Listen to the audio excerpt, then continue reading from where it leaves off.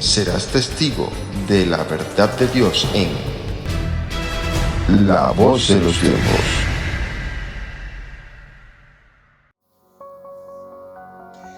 Y plantará las tiendas de su palacio entre los mares y en el monte glorioso y santo, mas llegará hasta su fin y no tendrá quien le ayude. Bienvenidos sean todos nuevamente a nuestro canal La Voz de los Tiempos, un espacio para estudiar la palabra en su máxima expresión y comprensión posible. Gracias a todos nuestros oyentes por sintonizar nuestro canal. Muy bien, en el tema anterior vimos cómo el rey del norte se está apoderando de los tesoros, de las riquezas del rey del sur. No solamente de las riquezas y de los tesoros, sino también de los territorios, controlando los territorios del rey del sur.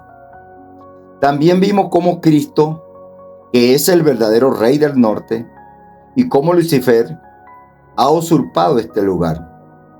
Vimos cómo Cristo es el rey del norte, el verdadero rey del norte, y cómo Lucifer está usurpando ese lugar. Vimos también cómo las noticias del oriente y del norte atemorizan, asustan al rey del norte. O sea, las noticias que vienen del oriente y del norte asustan al rey del norte. Entonces, este se levanta con gran ira para destruir y matar a muchos.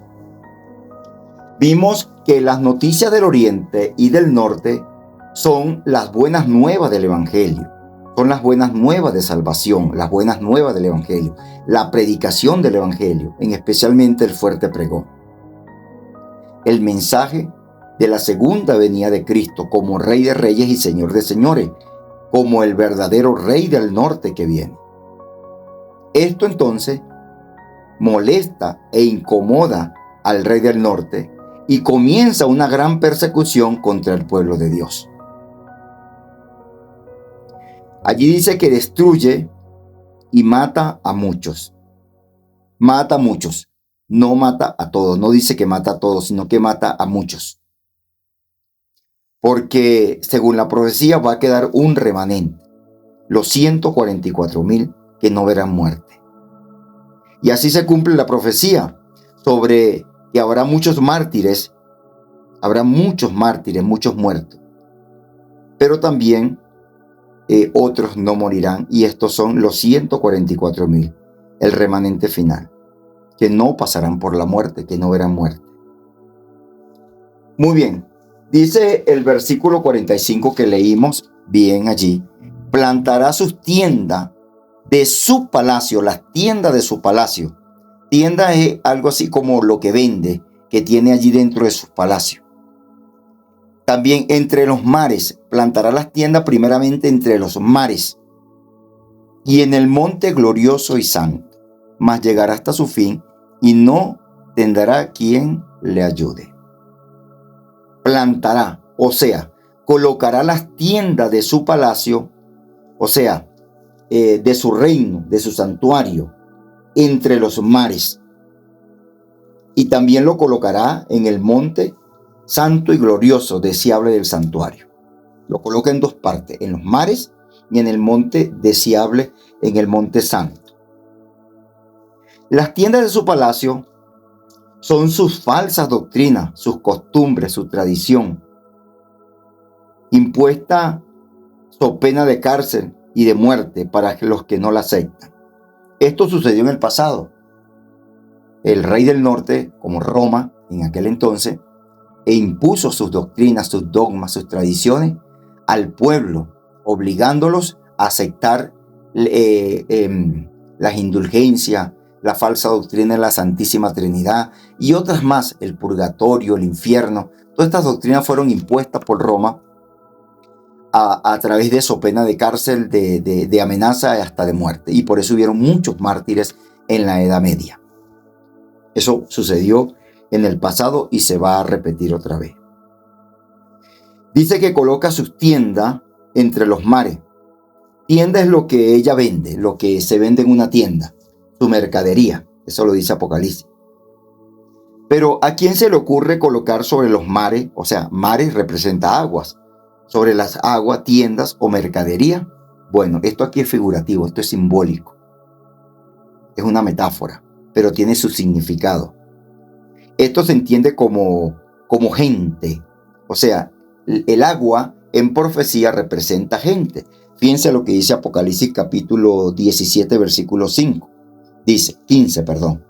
Me dijo también, las aguas que has visto donde la ramera se sienta son pueblo, muchedumbre, naciones y lengua. O sea, las aguas representan gente, muchedumbre. Representan pueblos, naciones y lengua. En Apocalipsis 17, 1 al 4 dice lo siguiente. Vino entonces uno de los 7 ángeles que tenía las 7 copas y habló conmigo diciendo, ven acá y te mostraré la sentencia contra la gran ramera. Recuérdense que la gran ramera está representando a Roma y Roma representa al rey del norte, la cual está sentada sobre muchas aguas. ¿Dónde está sentada? Sobre muchas aguas, sobre pueblos, naciones, gentes y lenguas, con la cual han fornicado los reyes de la tierra, y los moradores de la tierra se han embriagado con el vino de su fornicación. El vino siempre representa en profecía doctrina. ¿Cómo se han embriagado los moradores de la tierra y los reyes de la tierra? Con el vino de su fornicación, que representan las doctrinas que ésta enseña. Muy bien.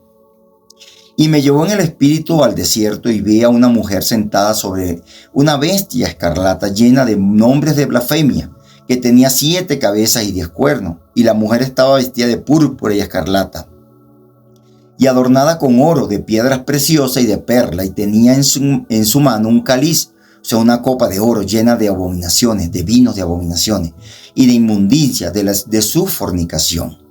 Estas son las riquezas que ha adquirido: oro, piedras preciosas, el rey del norte, de los tesoros que se ha apoderado durante todos estos años. Y las doctrinas, el vino que ésta ofrece, que es la mercadería que ofrece a la gente, a los pueblos, muchedumbres y lenguas, y a los reyes de la tierra. Muy bien. Entonces, en el versículo 11 del capítulo 18 de Apocalipsis dice, y los mercaderes de la tierra lloran y se hacen lamentación sobre ella porque ninguno compra más su mercadería. Ya acá este versículo es cuando Roma ha caído, cuando el rey del norte ha caído, porque ya más nadie compra y cree en su mercadería. Esto lo vamos a estudiar más adelante. Muy bien. Entonces dice también el versículo 45 de Daniel 11, con la que comenzamos, que también coloca sus tiendas no solamente entre los mares, sino que lo coloca también sobre el monte santo, el monte deseable del santuario. El monte santo y deseable del santuario coloca allí su mercadería. Coloca allí sus tiendas, no solamente entre los mares, sino también en el monte deseable del santuario. Muy bien, esto tiene una sola interpretación, aunque muchos le han dado 2 interpretaciones o otras interpretaciones. Sin embargo, yo voy a tocar la que es realmente la verdadera interpretación y voy a colocar también la segunda interpretación que se le da para que tengamos un contexto más claro sobre este tema acá. Dice que sobre el monte santo, Israel siempre fue considerado, la ciudad de Israel, estamos hablando del territorio de Israel, siempre fue considerado o fue elegido como monte santo de Dios. Vamos a leerlo en Daniel capítulo 9, dice, cuando Daniel está orando por Israel, dice, aún estaba hablando y orando y confesando mi pecado y el pecado de mi pueblo Israel. Fíjense. El pueblo y el pueblo Israel, su pecado y el pecado del pueblo Israel, estaba confesando Daniel. Y derramaba mi ruego delante de Jehová mi Dios, por el monte santo de mi Dios. O sea, aquí Daniel menciona monte santo a Israel como monte santo. Y recuérdense que sí, en cierta manera, y esto hay que aclararlo, Israel fue, digo en pasado, monte santo de Israel. Fue el monte de Dios, fue la casa de Dios, fue el pueblo de Dios. Pero recuerden que después, y esta es otra profecía, con el paso de los tiempos, Israel dejó ese pueblo de Dios. Ustedes se acuerdan la profecía le llamo profecía, aunque es una parábola allí en Mateo capítulo 21, cuando habla Jesús le dice, contándole la parábola de la viña, hubo un labrador en una viña, mandaron al hijo, estos también dijeron matemos al hijo y nos quedamos con la heredad. Entonces Jesús le dice allí a los fariseos, ¿ustedes no escucharon esta profecía? Ciertamente los fariseos se dieron cuenta que Jesús estaba hablando de ellos, porque dice que el reino de los cielos les será quitado de vosotros y se le dará a gente que produzca fruto. Entonces los judíos, los israelitas, los fariseos, comprendieron que Jesús estaba hablando de ellos. Pueden leer esa profecía de Mateo 21, cuando Jesús le dice, el reino les será quitado de vosotros. Y el apóstol Pablo en una de sus cartas le dice a los gentiles que no os jactéis, porque si Dios no perdonó a las ramas naturales, que eran los judíos, que eran los israelitas, a vosotros tampoco os perdonará. Si el Señor cortó las ramas naturales, que eran los judíos, o sea, les quitó el reino, les quitó el privilegio de ser pueblo de Dios, y por eso Pablo entonces le dice, no os jactéis porque Él no os perdonará tampoco, no se les será cosa difícil a Dios quitarlos a vosotros del reino, también quitarles el reino de Israel, el monte santo de Israel, ya que lo hizo con el primer pueblo que eran los israelitas que fueron elegidos como pueblo de Dios. Y el mismo apóstol Pablo dice allí en Romanos y en Gálatas, en el capítulo 2, el apóstol Pablo dice claramente, porque ya no hay judío ni griego, ni siervo ni libre, ni varón ni hembra, sino que todos somos uno en Cristo Jesús. Y si somos de Cristo Jesús, ciertamente linaje de Abraham somos. Entonces ya no hay israelitas, ya Israel es un Israel espiritual. Todos aquellos que siguen la palabra de Dios, guardan sus mandamientos, el consejo de Dios, siguen la palabra de Dios, son israelitas por fe. Ya no son israelitas de herencia a través de la sangre, sino a través de la fe. Sin embargo, el apóstol Pablo dice que somos israelitas, dice, según el linaje de Abraham, por la fe. Entonces ya Israel pasó a ser un Israel espiritual, no un Israel literal. Entonces, cuando dice que colocará sus tiendas sobre los montes y en el monte deseable del santuario, sí lo hizo una vez. Lo hizo en el monte de Israel, porque si vamos literalmente a Israel, nosotros vamos literalmente a Israel, Roma colocó su sede allí en Jerusalén, colocó sus iglesias católicas en Jerusalén. Los musulmanes colocaron la mezquita en el corazón de Jerusalén, en el corazón de Israel prácticamente. Eso es una profanación. El templo fue destruido completamente por los romanos y ellos pues quedaron sin templo, sin santuario, y pues lo que se consigue allí son iglesias católicas, iglesias evangélicas y templos, santuarios, mezquitas islámicas prácticamente. Eso es una forma que se interpreta la profecía, en que colocaría sus montes, en el monte deseable del santuario colocaría la abominación, o colocaría sus tiendas, su mercadería, que son sus doctrinas también. Muy bien, por allí vamos a explicar un poquito ahora la forma espiritual, cómo eso está cumpliendo en nuestros tiempos.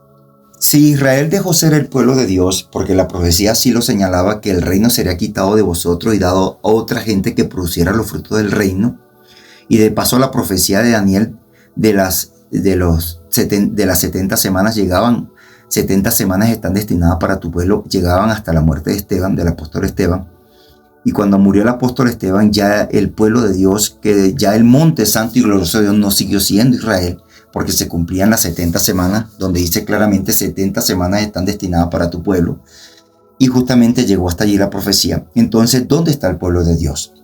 ¿Cuál es el monte santo de Dios? Bueno, Dios nunca ha quedado sin pueblo y nunca ha quedado sin un monte santo y glorioso y deseable. Entonces, el Apocalipsis dice claramente que los que guardan los mandamientos de Dios y tienen la fe de Jesús, este es el pueblo de Dios, a la cual el mismo rey del norte dice en el Apocalipsis 12 que persigue, que anda persiguiendo, que le hace una persecución. Se fue a hacer guerra contra la descendencia de ella, los que guardan los mandamientos de Dios y tienen la fe de Jesús. O sea, Dios no ha quedado nunca sin un pueblo y sin un monte santo. En este caso, este es el pueblo de Dios.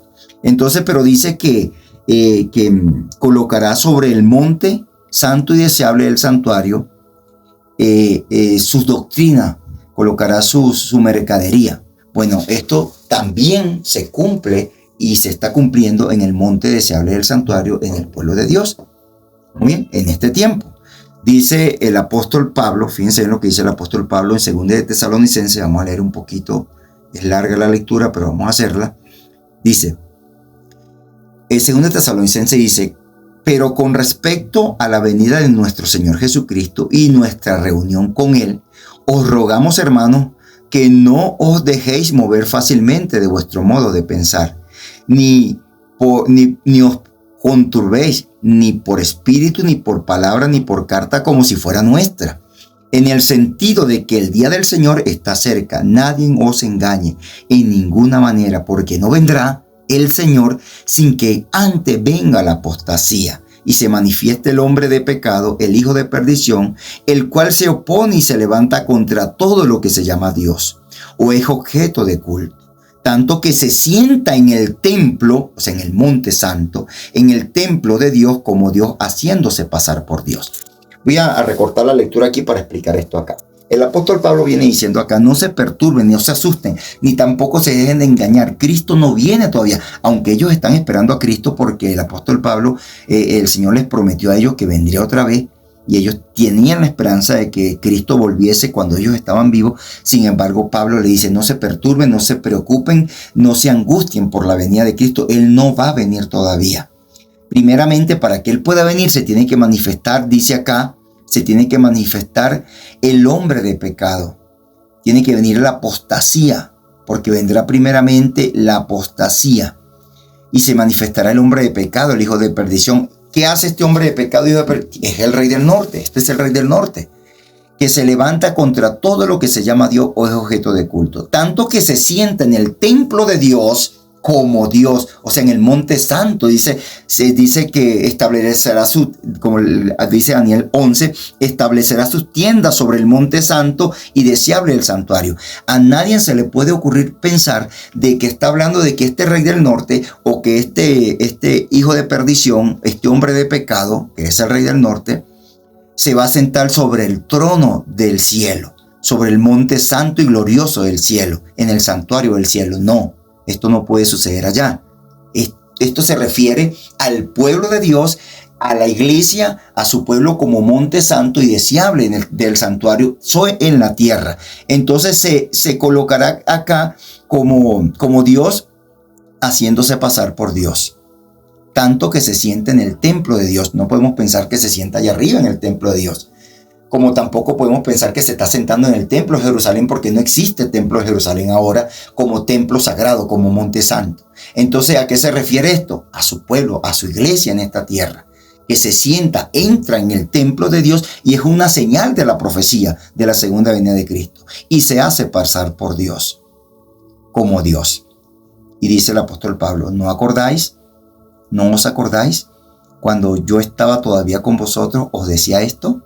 Y ahora vosotros sabéis lo que lo detiene, a su fin de que a su debido tiempo se manifieste, porque ya está en acción el misterio de la iniquidad. Solo que hay quien al presente lo detiene, hasta que él a su vez sea quitado de en medio, y entonces se manifieste aquel inicuo, a quien el Señor matará con el espíritu de su boca y destruirá con el resplandor de su venida. Fíjense que está hablando de la segunda venida, que el Señor va a destruir a este poder que se hace pasar por Dios, que es el rey del norte, que es la Roma papal, a través del nuevo orden mundial, del nuevo gobierno mundial, el cual cuando Cristo venga lo encontrará gobernando aún sobre el pueblo de Dios, estableciendo su mercadería, estableciendo sus tiendas en el monte deseable del santuario de Dios, que es su iglesia, que es su pueblo, persiguiéndola, matando a muchos, pero quedará un remanente. Y entonces cuando venga el Señor, lo matará con el resplandor de su venida. El Señor lo matará con el espíritu de su boca y destruirá con el resplandor de su venida. Inicuo, cuyo advenimiento es por obra de Satanás, con gran poder y señales y prodigios. Mentirosos y con todo engaño de iniquidad para los que se pierden, por cuanto no recibieron el amor de la verdad para ser salvos. Fíjense todo lo que va a traer este poder. Dice: señales, prodigios, mentirosos y con todo engaño de iniquidad va a traer, o sea, su mercadería, lo que traerá no solamente para las aguas donde se sienta que son las naciones, muchedumbre y gentes y lenguas y pueblos y reyes que han fornicado con ella, sino que también sobre el monte deseable del santuario de Dios. Muy bien, para ir terminando, quiero invitarlos a que vayan a los primeros temas del canal, donde se está explicando el tema de la deidad, la verdad del Padre y el Hijo. ¿Por qué? Porque aquí, en esta fase final del Rey del Norte, del hombre de pecado, que es el mismo Rey del Norte, que es la misma mujer que se sienta sobre muchas aguas, es el mismo Rey del Norte. Recuérdense que esto representa al Rey del Norte, lo que es el nuevo orden mundial, el gobierno mundial, que son las Naciones Unidas y todos los países que van a conformar este grupo. ¿Por qué les invito a leer allí? Porque justamente Roma, a través de sus falsas doctrinas, especialmente la doctrina falsa de la Santísima Trinidad, introdujo esta doctrina dentro del cristianismo. Lucifer en el cielo quiso ser Dios. Él quiso ser Dios. Quiso estar en el lugar del Padre y el Hijo, dentro de la deidad. Pero no se pudo. ¿Por qué? Porque realmente Dios es uno. Y este Dios es uno se compone del Padre y el Hijo no se compone de tres, de una Santísima Trinidad. Y él quiso ser allá entonces, quiso ser Dios. En cierta manera, quiso estar dentro de esa deidad. Y de esta forma no se logró. Y quiso sentarse en el trono, quiso sentarse en el santuario, en el templo de Dios. Y no lo pudo hacer. Por eso le decía que cuando leemos en 1 Tesalonicenses que se sienta en el templo de Dios, haciéndose pasar por Dios, es porque él introdujo la doctrina de la Santísima Trinidad. Entonces, ¿qué sucede? Cuando las iglesias cristianas creen en la doctrina de la Santísima Trinidad, traen a Lucifer a la iglesia dentro de esa trilogía, porque se sienta en el templo de Dios dentro de las doctrinas de la iglesia de Dios a través de esta falsa doctrina. Por eso les invito a que vayan a los primeros temas del canal para que vean, escuchen la doctrina de la deidad, de la verdad del Padre y del Hijo, para que vean la diferencia que hay en cuanto a la verdad, al engaño de la Santísima Trinidad.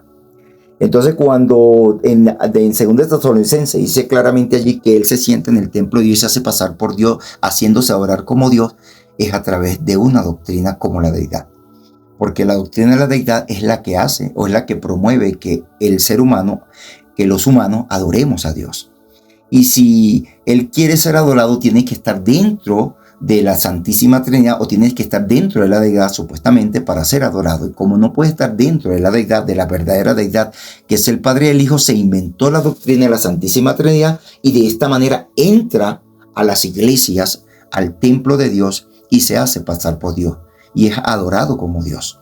Y ahorita las iglesias, todas las iglesias cristianas están adorando, todas aquellas iglesias que creen en la Santísima Trinidad están adorando a Lucifer, porque él se hace pasar por, fíjense que dice que se hace pasar por Dios, haciéndose pasar por Dios y haciéndose objeto de culto y de adoración.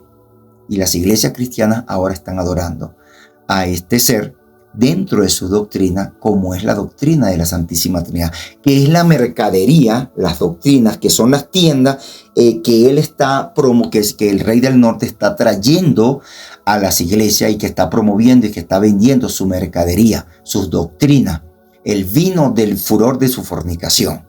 Más adelante, cuando empecemos a estudiar lo que es la parte del Apocalipsis, vamos a mirar todo esto, porque la palabra vino representa doctrina, representa mensajes, doctrinas, especialmente doctrinas, que es lo que la gente se bebe. Y entonces al tomarse ese vino, el vino embriaga. Están embriagados del vino, del furor de sus falsas doctrinas.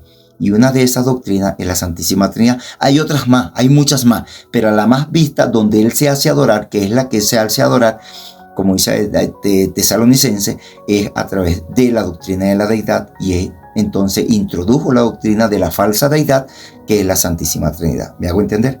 Así que les agradecemos su atención a nuestros oyentes.